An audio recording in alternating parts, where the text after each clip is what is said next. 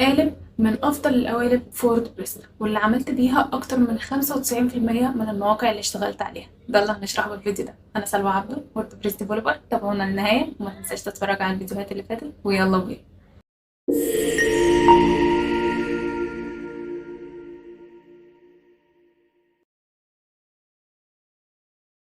ايه افضل قالب لووردبريس؟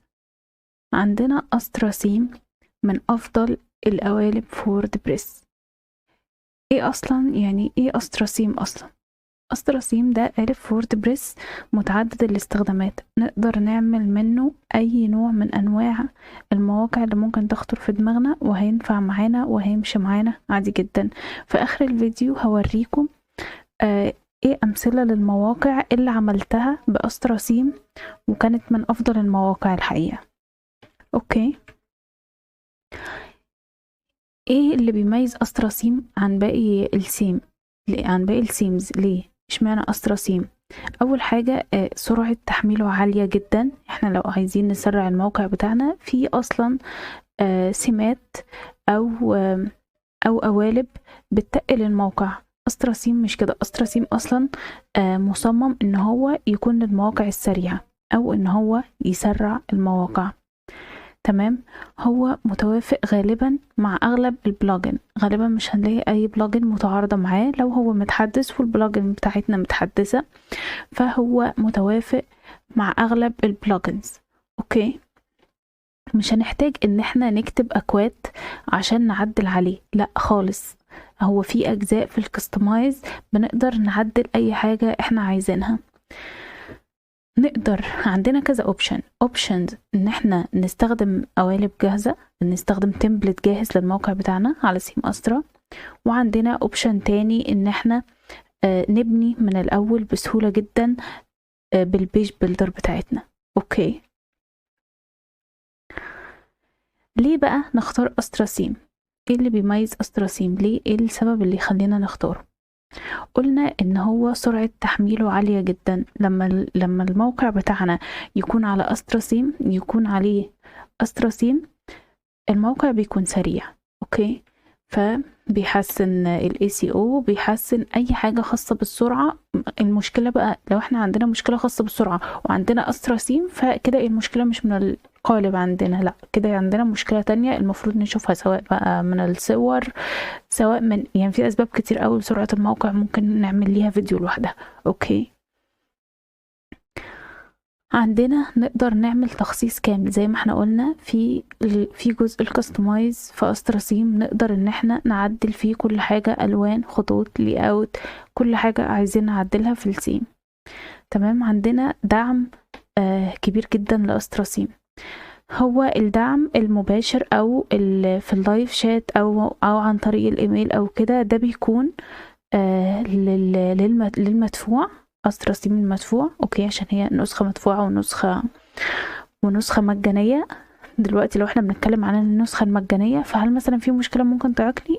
اطلاقا، لان احنا اصلا هنلاقي اي حاجة ممكن نتخيلها في يعني منشورة بشكل كبير. المجتمع بتاع استرا ثيم في ووردبريس يعني كبير جدا، وهتلاقي ناس ترد عليك اي سؤال انت عايزه، هتلاقي اي حد بيرد عليك لان هو مشهور مش مجهول. اوكي، عندنا بقى قلنا ان احنا نطور الموقع بسهولة. قلنا ان هو بيكون متوافق مع اغلب البلجن. عندنا عايزين نستخدم اليمنتور، عايزين نستخدم اي بيج بيلدر، اوكي، عايزين نستخدم الاي كوميرس، كل حاجة من دول هتمشي مع استرا ثيم. هوريكم استرا ثيم عملنا بيه مواقع طلعت شكلها ازاي. اوكي، عشان نعرف ان مش مجرد ان هو هيبقى في نوع مواقع معينة، او ان هو هيوقفنا في شكل موقع معين خالص. اوكي، لو احنا مش عايزين بقى نبدأ التصميم بتاعنا من الصفر، فهيكون في تمبلت جاهزة نقدر نستخدمها في استرا ثيم، نقدر نستخدمها من غير ما نبني من الاول. انا مش بعرف ابني، او انا ما عنديش خبره في التصميم، ما عنديش خبره في اليو اكس واليو اي، ببني غلط، بطلع تصميم غلط. فدي مش هتكون مشكله تعيقنا شويه لو احنا عندنا استرا ثيم، عشان هيكون عندنا تمبلت جاهزه نقدر نستخدمها. اوكي، قلنا ان هو هيكون متوافق مع البيج بيلدر، اي بيج بيلدر استراسيم هيكون متوافق معاه. اوكي، ازاي نبدأ نستخدم استراسيم؟ احنا دلوقتي هوريكم ازاي هنجيب نسخة ووردبريس. هنا عندنا نسخة فاضية خالص من الووردبريس. لما نيجي نشوف برا كده، ده شكل الموقع من برا. اوكي، لسه ما حطيناش استراسيم بتاعنا. ازاي بقى نحطه؟ هنيجي هنا في الداشبورد appearance themes، هنيجي هنا، ده استراسيم بتاعنا، install.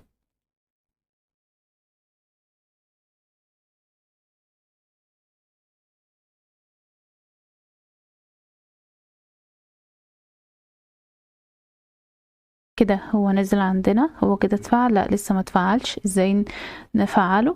active كده. السيم بتاعنا بقى شغال على الموقع. نخرج برا نشوف.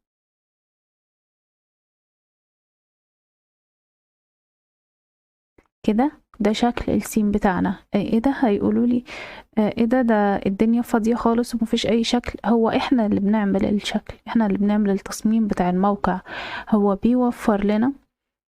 بيوفر لنا اجزاء تبني الموقع بتاعك بشكل صح. ده كأنه كده زي الاساس بتاع الموقع بتاعك. اوكي، قلنا من جزء الكستمايز هنا هنقدر نعدل اي حاجة في الموقع بتاعنا من الجزء ده. اوكي،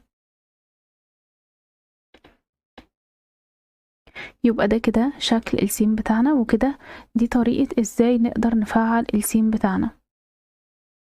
طيب عايزين بقى نشوف مواقع اتعملت قبل كده بسيم أسترا وشكلها بقى عامل ازاي دلوقتي، وازاي أسترا اصلا ينفع لأي نوع من انواع المواقع، مش مجرد ينفع للمدونات بس مثلا، او ينفع للاي كوميرس بس. لا لا، ينفع لجميع المواقع حرفيا. احنا فتحنا هنا بيهانس بتاعي عشان اوريكم هو ازاي فعلا هينفع لكل المواقع. هو غالبا كل المواقع اللي انا اشتغلت عليها دي انا كلها شغالة عليها بسيم أسترا. عندنا مثلا الموقع ده برضو اتعمل على أسترا سيم. بديكوا افكار عشان مش حد يتخيل، محدش يتخيل ان سيم واحد مش هيعمل كذا نوع من انواع المواقع خالص خالص. هيعمل حرفيا جميع انواع المواقع. اوكي،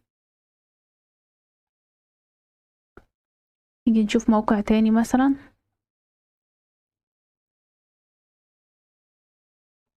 عندنا الموقع ده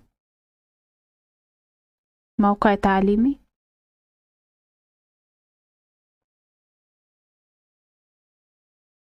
برضو كان على أسترا سيم. اوكي،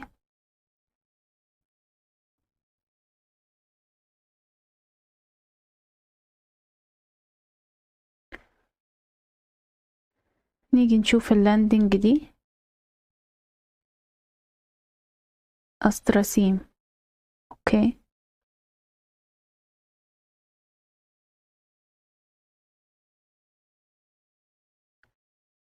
كل دي مواقع اتعملت بأسترا سيم.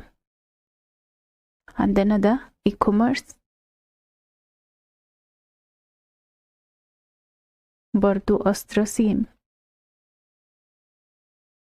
فمش معنى ان هو سيم واحد ان احنا ما نقدرش نعمل منه كذا نوع من انواع المواقع خالص. نقدر نشتغل عليه حرفيا كل انواع المواقع اللي احنا عايزينها. اوكي،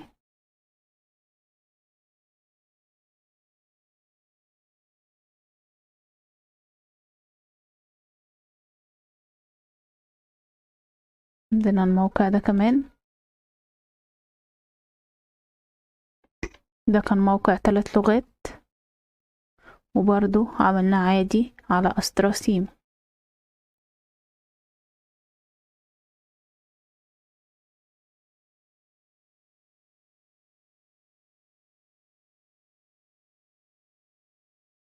اوكي.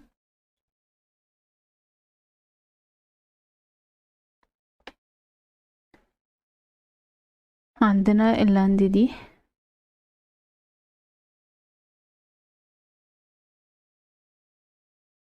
برضو نفس الكلام على أستراسيم، حرفيا كله، يعني هو كله اتعمل على أستراسيم. هو انت خلاص يعني مسافة ما بتلاقي سيم اصلا مريح، يعني مريحك، يعني خلاص هو انت بتكمل باقي شغلك عليه. احنا مش محتاجين ان احنا كل مرة نفكر ان احنا عايزين نشتغل مثلا بسيم جديد خالص خالص. اوكي، اتمنى تكون المعلومة دي وصلت. يعني كده احنا عرفنا ازاي نقدر نستخدم أستراسيم بتاعنا. اوكي، قلت لكم ان انا 95% من شغلي او اكتر كله على أستراسيم. كده احنا وصلنا لنهاية الفيديو، اتمنى تكونوا استفدتوا من الفيديو ده. لو عجبك الفيديو ما تنساش تعمل لايك واشتراك وفعل الجرس عشان يوصلك كل جديد. ولو محتاجين البرزنتيشن دي انا ممكن انزلها عندي على لينكد ان واسيب لكم اللينك بتاعها. وبس كده، لو عندك اي سؤال ممكن تسيبه في الكومنت وهرد عليك. والسلام عليكم.